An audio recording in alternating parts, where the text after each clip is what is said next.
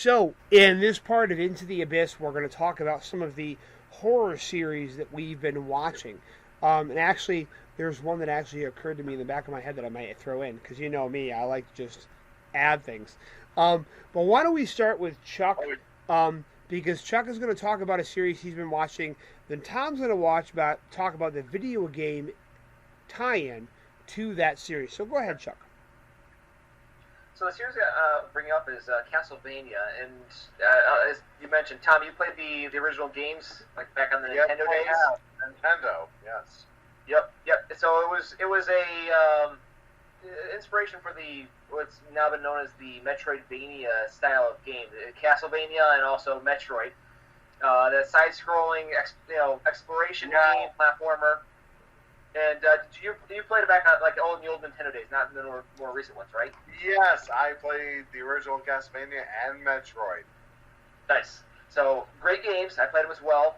But there's a series, and it brings inspiration out of that. It'll be some things that are familiar, but if you're looking for a series representation of that, it's way deeper than that, and that is Castlevania. I was going to say Metroid. Castlevania on Netflix. I've seen season 1 and 2. Season 3 just dropped a little while ago. I have not seen that yet, but I'm quite impressed. They do take an anime style of animation. I know a lot of people get really angry if you call it anime, but it's anime style, anime influenced animation, and the series has a lot of depth. It's hard to describe. The series is not one simple thing. It's not like we have to solve problem X. Let's go take care of it. Main character is Trevor Belmont, is part of the Belmont clan, and that's who you play as in the old game. You're playing as one of the Belmonts to go fight Dracula. Has Alucard, which is obviously Dracula spelled backwards. Has Dracula, I think Lisa Tepes, I think, is the one mage that's in there. But there's multiple layers that are here. It's hard to describe as one simple thing because it brings in episodes that has a lot of humor. Then there's episodes that bring in more of the horror element. There's a whole lot of red color, red paint spread on this one. If you're a horror fan of body horror, it's animation, but I tell you what, the human characters, they see a lot of all sorts of ways of dismemberment that are in this series. So it does not hold back on the violence for an animated series. Far more mature. But it's a series you kind of have to just go along with it. It's not done as episodic. It's not done as a simple quest. It's more of you have to just draw it in, and the characters slowly evolve, and you start to see the depth of the characters as it goes on. I highly recommend it. It's really well done. The animation is top-notch. The action scenes are top-notch. The humor is very well written. I enjoy the characters. They are not simple by any means. So if you're interested, if you like animation, if you like more of a adult series of animation, you're looking for something that's more action-oriented and more horror-centric, highly recommend Castlevania. If you've ever played the old games like I did and like Tom did, the old Nintendo games, you're kind of curious what they can do with it, check it out. At least watch a few episodes, you'll get a good feel for it. But Dracula it's not the Dracula of the series that we're familiar with, the other books. There's a different storyline. As the series goes on to season 2, it starts to get a little bit of politics and social dynamics with the various vampires that are there and different motivations behind them. It's complex. That's what makes it hard to describe. But it's very well written. You start to see different factions come together and working together, and you start to see splitting of old factions and the ramifications of that. And the regular people are pretty much fodder for the violence that goes on there with the vampires. So, highly recommended. Even if you're not a big fan of animation, at least check it out because it's a good example of what you can do when you take animation as a serious medium.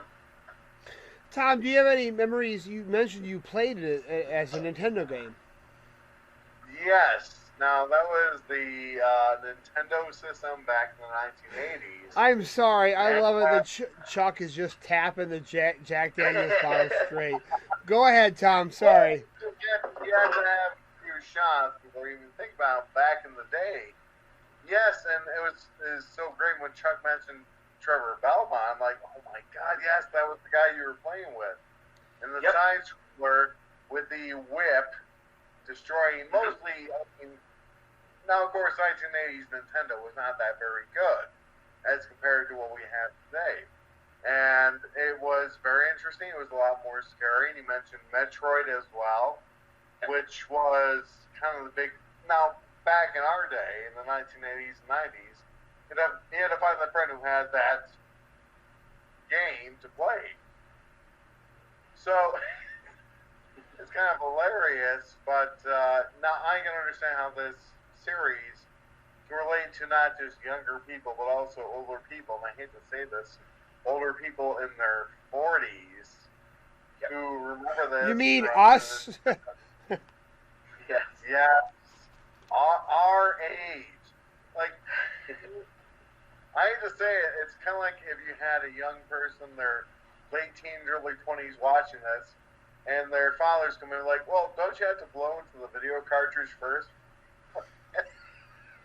Back then, for Nintendo, you had to blow in the video cartridge, thinking that helped it. That was actually not.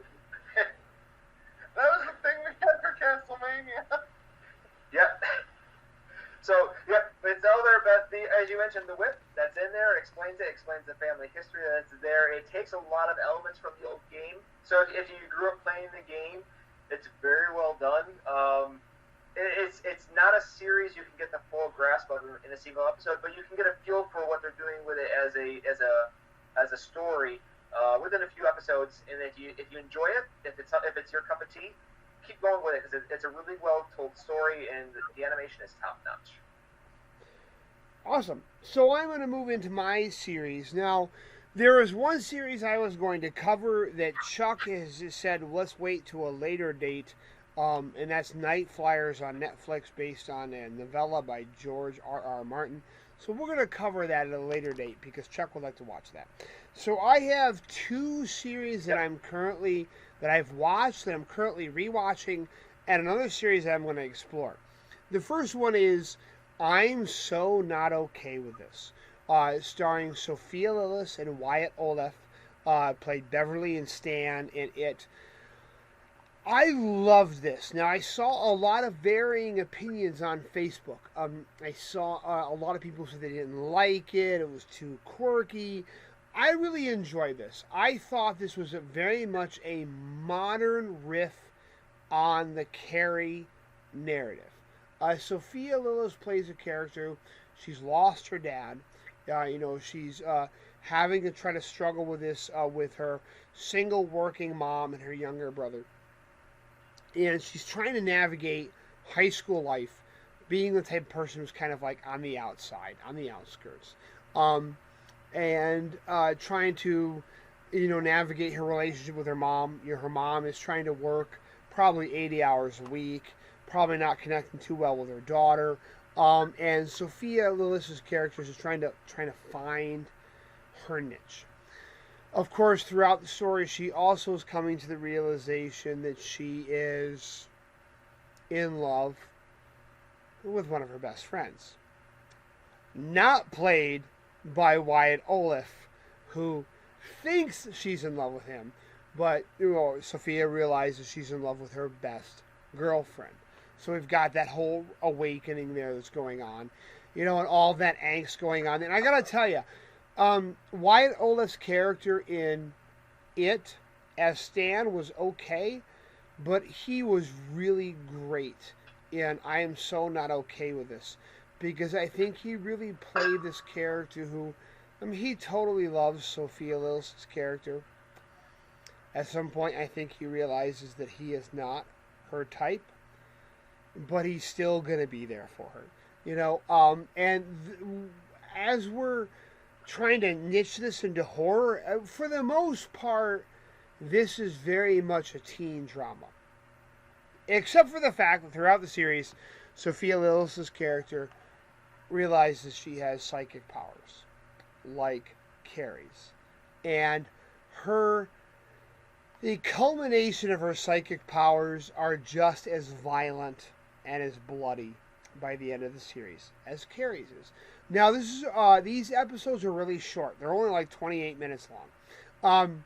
So they really kind of speed along.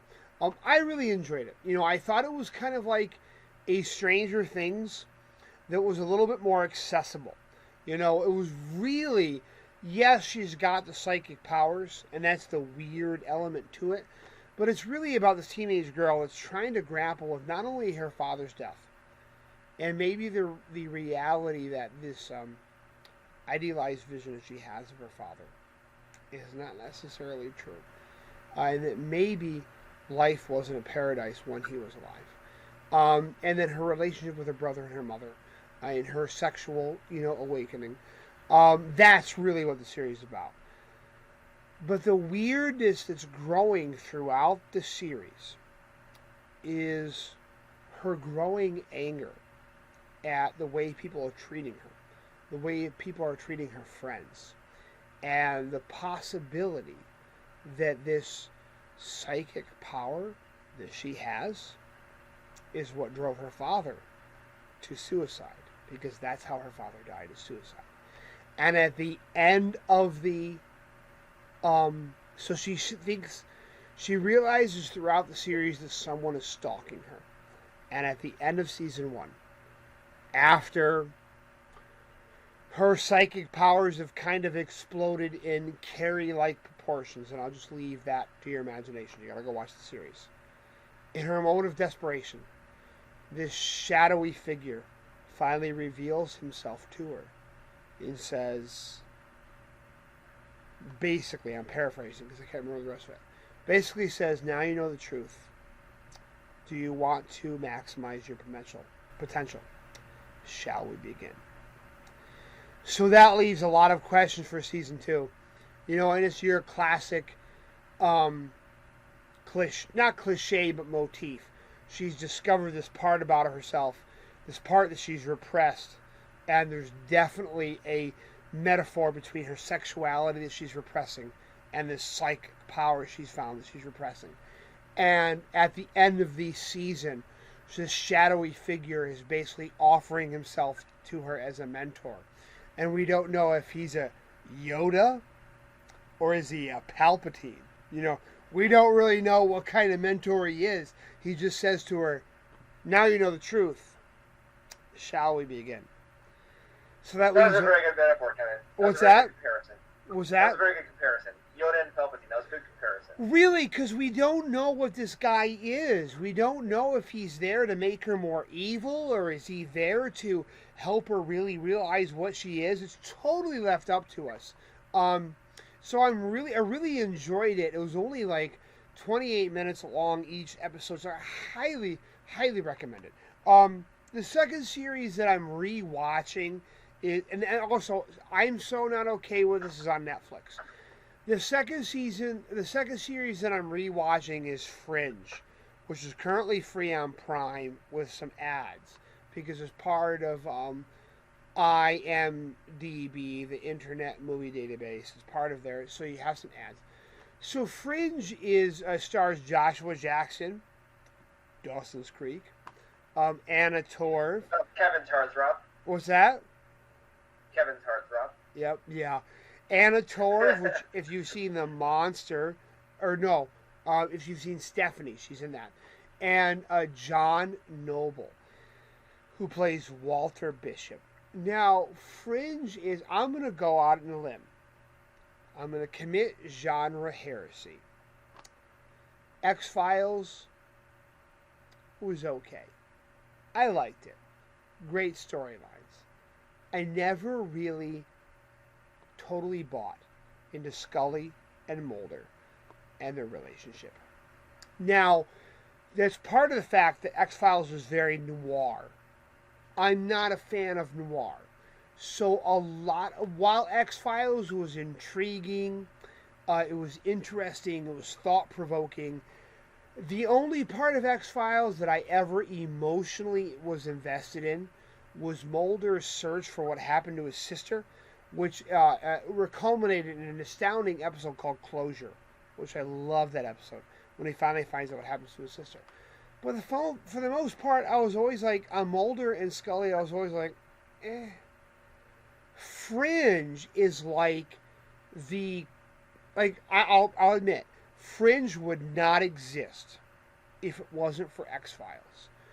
But Fringe has the heart and emotion that X-Files, for me anyway, didn't have. So Anna Torv plays an FBI agent who at the very beginning of season 1 stumbles upon this conspiracy where there's these secret scientific biological experiments that are being conducted. There's a great scene where her superior in the FBI, Robert Broyles, says it's almost like these secret organizations are conducting experiments and the world is its laboratory. So seasons 1 through 4, now I've already watched it once, but I'm rewatching it again. Fringe is wonderful. Okay, it's science fiction, but there's some serious body horror there. There's mutations. There's just general weirdness. There's alternate dimensions. There's weird beings from the future coming back to take over the world. It's a wonderful series, but I'm going to go out and say this. What makes Fringe superior is the emotional component. Anna Torv plays Olivia Dunham, FBI agent. Joshua Jackson plays Peter Bishop, who is the son of Walter Bishop, played by John Noble, who's a crazy scientist who got locked up in an insane asylum for many, many years. And she's got to get Peter to have permission to get his father released from prison. And by the end of season 4, these people develop such intricate emotional connections where you're just like, I feel like I'm watching a real family. They're a weird family. They're super dysfunctional, but they're real. And Tom is yawning there, so apparently he's not too enthralled. No, sorry. I'm totally listening. So, Fringe is just really, really wonderful. I'm rewatching it after a long time and just looking at this and saying, this is just, like, this is the wondrousness of, this was, Fringe encompasses everything that was great about X-Files, but there's emotion here. Like, for me, I really care about these characters more than I ever cared about X-Files. Now, Scully. Was that? Mulder and Scully, come on, man. Nothing ever happened between Mulder and Scully. Nothing ever happened. Well, you want to hear something ironic? I was down in Washington, the National Archives, when X-Files really was famous. Everyone thought we had all the alien records there, and sorry, we did not. We had Project Blue Book, but if you actually read Project Blue Book, they have no. What's the word we're looking for? They had no actual proof if UFOs existed or not. So I'm wrecking it right there. Sorry, Kevin. Okay, so here's the one that I added in, only because Chuck, earlier tonight you talked about Army of Darkness. If you are an Ash Williams fan, if you're a fan of The Evil Dead, if you have not checked out Ash versus the Evil Dead on Netflix, you really need to do that. Okay, so Ash versus the Evil Dead. There's 3 seasons of it. It originally premiered on Showtime. It's on Netflix. Okay, so I don't even know how I can tell you the wondrousness of Ash versus the Evil Dead. It basically picks up, so it's loose. The continuity is very loose. You could imagine that Evil Dead 2, Army of Darkness all happened. And now Ash is in his 50s. He's working at, is it Sharp Smart or Sharp Right? Sharp Right. Was that S-Mart? So he's in his 50s, working at S-Mart. His glory days are behind him. Shop S-Mart. Right, Shop S-Mart. So he's working at S-Mart. His glory days are behind him. He has a trailer that he pulls around in his car. He hooks up with aging bar whores He's got a wooden hand, because he doesn't have a real hand. And that's his life. And then he gets high one night with a girl over. And of course, he pulls out the Book of the Dead. And the girl, who's also high, thinks it's cool, funky poetry. And she starts reading it and starts summoning a whole bunch of Deadites. So Ash is thrust once again into the fray. I don't know what I can say about Ash versus the Evil Dead. I mean, it's got, of course, Bruce Campbell. I mean, they cast, the $6 million man as his dad. I mean, that's like the stroke of genius. I mean, that's amazing. Lucy Lawless is in it. This is just an amazing 3-season series where Ash is once again shoved into this demonic war against the Deadites to save the world. Only Lucy Lawless is this eternal demon who's willing to start the apocalypse. I mean, it's got sincere body horror. It's got a lot of fun and suspense. It's got Bruce Campbell and his chin. I mean, you can't go wrong there.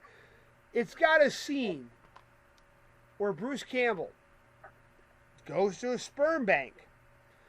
And he's such a regular donor that they know him by name.